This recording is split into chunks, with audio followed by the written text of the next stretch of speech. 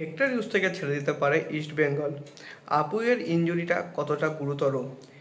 ইমরান খানকে নিতে চাইছে মোহনবাগান। তো hello guys, welcome to channel Bangabandhu ভিডিওতে আপনার সবাইকে আরো একবার স্বাগত। আজকে আমি নিয়ে এসেছি ইন্ডিয়ান ফুটবল আপডেট 7টি পর্ব। তো চলুন একদম দিনের করে ভিডিওটা শুরু করা যাক।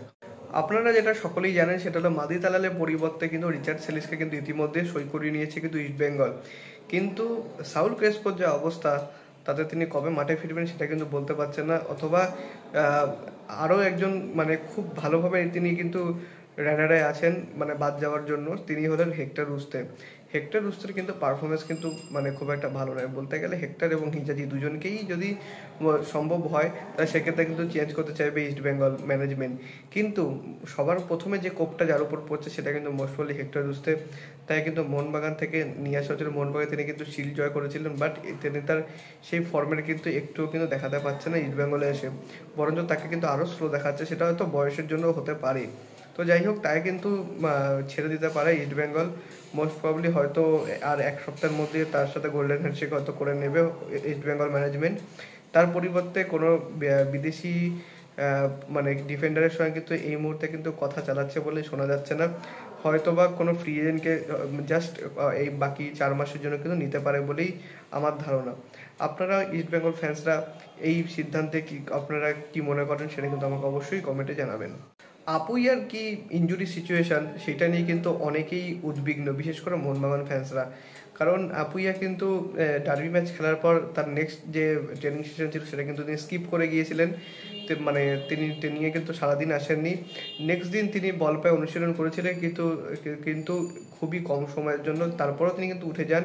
তারপর আবার তৃতীয় দিনের দিন অর্থাৎ গতকাল তিনি কিন্তু মানে বল পায়ে আবার অনুশীলন করেননি। গা ঘামিয়েছিলেন, বাট বল পায়ে কিন্তু অনুশীলন করেননি, যেটা থেকে কিন্তু মানে অনেকেই ভাবছেন যে আপুইয়ার হয়তো খুব চোট মানে গুরুতর চোট হয়েছে। কারণ আপনার দুজন কিন্তু খুব গুরুত্বপূর্ণ প্লেয়ার কিন্তু ইনজুর হয়ে বসে আছে, আশিক ক্রোনিয়ান এবং দ্বিতীয়জন আর কেউ না অনিরুদ্ধ থাপা। অনিরুদ্ধ থাপার তো আপডেট আগেই দিয়েছি, তাও একবার আমি বলে দিচ্ছি, এখনও 1 থেকে 2 সপ্তাহ লাগবে কিন্তু, অর্থাৎ জামশেদপুরের ম্যাচটাও কিন্তু থাপা পুরোপুরি মিস করবেন। তো যাই হোক, এরপর যদি আপুইয়ারও যদি ইনজুরি হয় তো সেক্ষেত্রে কিন্তু বেশ বড়তর সমস্যায় পড়তে পারে মোহনবাগান। কিন্তু যেইটুকুনি আমি সোর্স থেকে খবর পেয়েছি, আপুইয়ার কিন্তু ইনজুরিটা অতটা গুরুতর নয়। তিনি কিন্তু ম্যাচ ডে স্কোয়াডে থাকবেন এবং তিনি কিন্তু খেলতেও পারবেন জামশেদপুরের এগেনস্টে। আর যদি আশিকের কথা জিজ্ঞেস করেন তো আশিকের মোস্ট প্রবাবলি টাইম লাগবে। তিনি যদি রিকভারি করতে পারেন তো সেক্ষেত্রে হয়তো নেক্সট ম্যাচে তিনি মানে স্কোয়াডে থাকবেন, মাঠে কিন্তু নামবেন না ফার্স্ট 11-এ। এটাই কিন্তু মানে সিদ্ধান্ত নিয়েছে ইমরান খান। এই 29 বছর বয়সী মিজোরামের ফুটবলারকে কিন্তু নিতে চাইছে মোহনবাগান। এবং তবে তা মোহনবাগানের সঙ্গে কিন্তু রেডারে রয়েছে আরও 2-3টি ক্লাব। তো কারা সেটা আমি আস্তে আস্তে বলছি আপনাদেরকে। প্রথমে ইমরান খানের সম্পর্কে আপনাকে একটু বলে দিই। ইমরান খান কিন্তু মিজোরামের 29 বছর বয়সী ফুটবলার। তিনি কিন্তু এখন বর্তমানে খেলছেন জামশেদপুরের হয়ে। তিনি কিন্তু লেফট মিডফিল্ডার এবং সেন্টার মিডফিল্ডার দু জায়গাতেই তিনি খেলতে পারেন। তার কিন্তু যথেষ্ট গতি আছে এবং পাসিং অ্যাবিলিটিও দুর্দান্ত, যে কারণে কিন্তু তাকে পেতে ঝাঁপাচ্ছে আরও 2টি দল।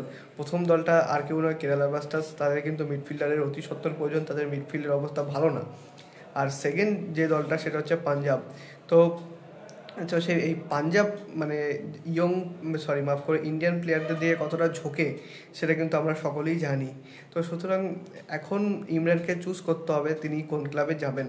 কারণ 2025 সালে কিন্তু তার চুক্তি কিন্তু মে মাসে শেষ হয়ে যাচ্ছে। তারপর তিনি কিন্তু ফ্রি এজেন্ট হয়ে যাবেন। জামশেদপুর কিন্তু অনেক চেষ্টা করছে তাদের কন্ট্রাক্টটা রিনিউ করার, বাট মোস্ট প্রবলি তিনি কিন্তু জামশেদপুরে আর কন্টিনিউ করবেন না।